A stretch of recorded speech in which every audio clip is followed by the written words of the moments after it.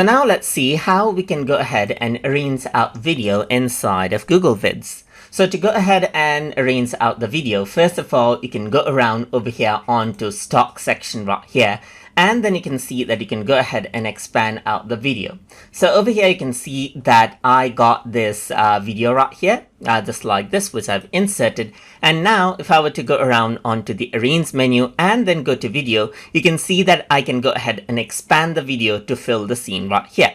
So the video is still there. So I can go ahead and then resize it, drag it anywhere that I like right here, just like this.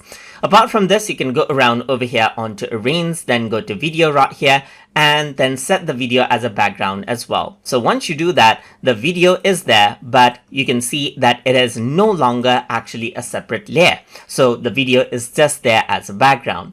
If you want to convert it into a regular layer again, then you can simply go ahead and then, let's say for example, right click right here, and you can see that detach video from background is an option. Simply go ahead and click, and then it gets detached out just like that.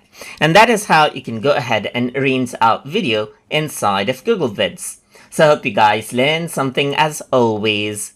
And as always, please like, comment, share, and subscribe.